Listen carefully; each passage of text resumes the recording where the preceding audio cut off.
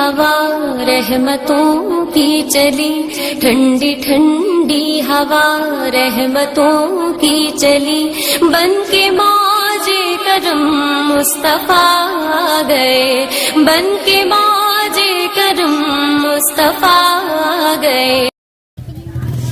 واجب التکریم حضرات علماء اکرام، بزرگوں، بھائیوں، دوستوں، عزیزوں، سیرت کا یہ جلسہ ہے۔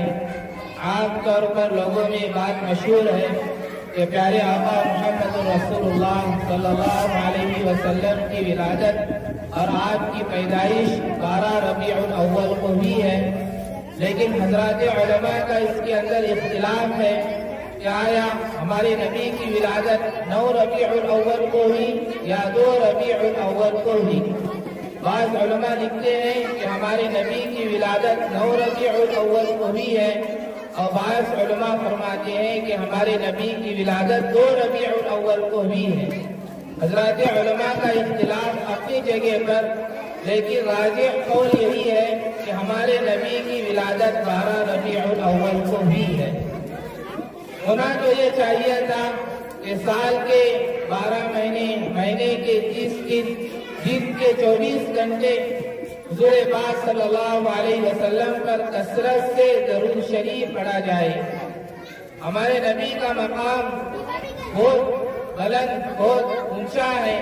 قرآن مجید کی آیت میں اللہ رب العزت ارشاد فرماتے ہیں، یا ایھا الذین آمنوا لا ترفعوا اصواتکم فوق صوت النبی، ایمان والو اگر میرے نبی کے سامنے زور سے بھی بولو گے ان تحبط اعمالکم، تو میں تمہارے اعمال کو ختم کر دوں گا۔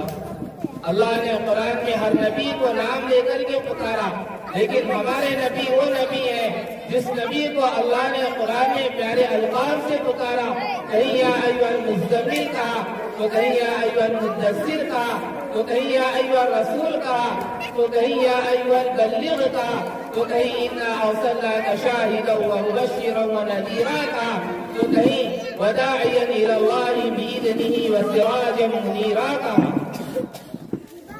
ہمارے نبی کی ولادت ایک ہے ولادت جسمانی، جس میں حضور صلی اللہ علیہ وسلم جسم کے ذریعے سے دنیا میں تشریف لائے۔ ایک ہے ولادت روحانی، جس میں اللہ کے رسول صلی اللہ علیہ وسلم، اللہ نے اپنے نبی حضرت محمد صلی اللہ علیہ وسلم کو مقام نبوت سے سرفراز فرمایا، یعنی نبی بنایا۔ ولادت جسمانی، جس میں ایک عورت ذات کو ڈیلیوری کے موقع پر، ولادت کے موقع پر، حمل کے دنوں میں ایک عورت ذات جن مشقتوں سے گزرتی ہے، جن تکلیفوں سے گزرتی ہے، درد ذہ کی تکلیف بہت خطرناک ہوا کرتی ہے، وہ کوئی تکلیف حضور پاک صلی اللہ علیہ وسلم کی امی جان حضرت آمینہ رضی اللہ عنہا کو نہیں ہوئی۔ جب حضور صلی اللہ علیہ وسلم اپنی ماں حضرت آمینہ رضی اللہ عنہا کے پیٹ میں منتقل ہوئے، تو اس موقع پر ایک عورت ذات کو طے ہوتی ہے، الٹی ہوتی ہے، بے قراری ہوتی ہے، بے چینی ہوتی ہے، جسمانی طبیعت پر اثر پڑتا ہے، صحت بگڑ جاتی ہے، حالت بگڑ جاتی ہے، کمزوری آ جاتی ہے، ضعیفی آ جاتی ہے۔ 100 میں سے 2-3 عورت ہوگی جس کو حمل کے دنوں میں کوئی نشانیاں ظاہر نہ ہوتی ہو، جسمانی طبیعت پر اس کا اثر نہ پڑتا ہو، لیکن بقیہ اکثر عورتوں کو حمل سے ہونے پر نشانیاں ظاہر ہوتی ہیں، جسمانی طبیعت پر اس کا اثر پڑتا ہے، لیکن حضرت آمینہ رضی اللہ عنہا حمل سے ہونے پر جسمانی طبیعت طے ہونا، الٹی ہونا، بے قراری ہونا، ایسی کوئی تکلیف حضرت آمینہ رضی اللہ عنہا کو نہیں ہوئی، بلکہ حضرت آمینہ رضی اللہ عنہا کے جسم سے خوشبو پھوٹنے لگی، خوشبو آنے لگی۔ بیوہ ہے، شوہر کا انتقال ہو چکا، بیوگی کی زندگی گزار رہی ہے، خوشبو استعمال کرنا، بننا، سورنا، سجنا، یہ زمانے جاہلیت کے اس سماج کے اندر بھی برا سمجھا جاتا تھا۔ لوگ عبد المطلب کے پاس آ کر شکایتیں کرنے لگے، کہنے لگے کہ تم اپنے بہو کو سنبھالو، تم اپنی بہو آمینہ کو سنبھالو۔ یہ بیوہ ہے، شوہر کا انتقال ہو چکا، اپنے سہاگ سے اجڑ چکی، آمینہ بیوگی کی زندگی گزار رہی ہے، خوشبو استعمال کرنا, بننا, سورنا, سجنا کس کے خاطر؟ تہمت کے اندیشے پیدا کر دیتا ہے. عبد المطلب نے اپنی بہو کو بلا کر کے کہا, آمینہ تم خوشبو استعمال کیوں کرتی ہو؟ کتابوں میں لکھا ہے کہ عبد المطلب نے اپنی بہو آمینہ کو بلا کر ایک بات سمجھائی. آمینہ تم خوشبو استعمال کیوں کرتی ہو؟ حضرت آمینہ کے آنکھوں میں آنسو گرنے لگے, کہنے لگی, جی تم خوشبو کی باتیں کرتے ہو. جب سے یہ بچہ میرے پیٹ میں آیا ہے تب سے عجیب عجیب نشانیاں دیکھتی ہوں. رات سو جاتی ہوں, خواب میں آ کر کوئی کہتا ہے, یا آمینہ تمام جہاں سے بہتر ہستی کی تم ماں بننے والی ہے.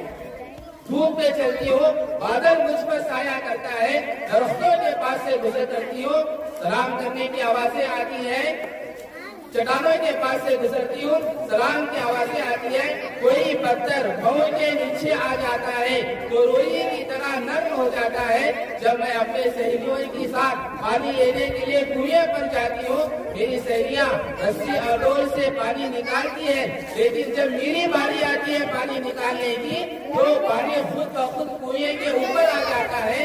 جب میں پانی کا مٹکا اٹھاتی ہوں ایسا لگتا ہے کہ اوپر سے کوئی اٹھایا ہوا ہے. جب میں آسمان کو دیکھتی ہوں تو چاند, سورج, ستارے مجھ سے باتیں کرنے لگتے ہیں. جب حضور صلی اللہ علیہ وسلم 2 مہینے کے ماں کے پیٹ میں ہے تب سے یہ نشانیاں ظاہر ہونے لگی. حضور دینی کا سایہ چھا گیا. حضور دنیا میں یتیم بن کر تشریف لائے, اسی لیے وہ کہتے تھے, بیٹے محمد اگر تمہیں اپنے ابا کو دیکھنا ہے تو مجھے دیکھ لیا کرو, اس لیے کہ تمہارا ابا اور میرا چہرہ دونوں آپس میں ملتا جلتا ہے. احد کے موقع پر حضرت حمزہ رضی اللہ عنہ شہید ہو گئے. حضور صلی اللہ علیہ وسلم کو اپنے چچا حضرت حمزہ کے انتقال پر بڑا غم ہوا. 60 مرتبہ حضور صلی اللہ علیہ وسلم نے اپنے چچا حضرت حمزہ کی جنازے کی نماز پڑھی ہے. اللہ نے کہا, پیغمبر اتنا غم نہ کرو, ہم تمہارے چچا کو مقام دیں گے, جنت میں شہیدوں کا سردار بنا دیں گے. حضور صلی اللہ علیہ وسلم کی ولادت 12 ربیع الاول کو ہوئی ہے. حضرت سعد بن ابی وقاص رضی اللہ عنہ کی والدہ وہ کہتی ہے کہ آمینہ کی ڈلیوری کے وقت میں ساتھ موجود تھی. میں دیکھتی ہوں کہ آسمان سے ستارے گرے, گویا کہ اتنے قریب ہوئے کہ اب وہ مجھ پر گریں گے.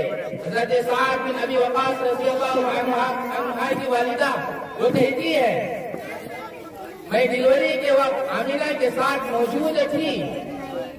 ایک عورت ذات کو ڈلیوری کے موقع پر بچہ جب باہر نکلتا ہے تو عورت کے اندر کی ساری ناپاکیاں, گندگیاں, خون نکلتا ہے اور بچہ ناپاکی میں, گندگی میں لطپت ہوتا ہے. بعد میں بچوں کو دھوتے ہیں, صاف کرتے ہیں, لیکن حضرت آمینہ کی ڈلیوری ہوئی تو اندر سے ناپاکی کا کوئی قطرہ باہر نہیں نکلا.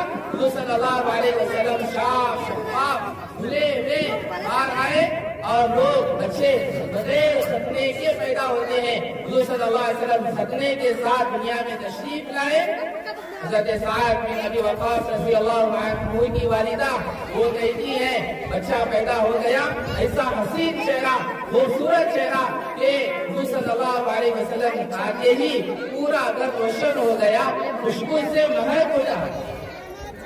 حضرت سعد بن ابی وقاص رضی اللہ عنہ کی والدہ کہتی ہے کہ آمینہ کی ڈلیوری ہو گئی. حضرت آمینہ کہتی ہے, ڈلیوری کے بعد جو میں نے اپنے بچے محمد کو دیکھا تو اس حالت میں دیکھا, ایک ہاتھ زمین پر ہے, ایک شہادت کی ہوئی آسمان کی طرف ہے, حضور سجدے میں ہے. گویا حضور صلی اللہ علیہ وسلم دنیا میں آتے ہی ایک اللہ کی عبادت کا پیغام دے دیا.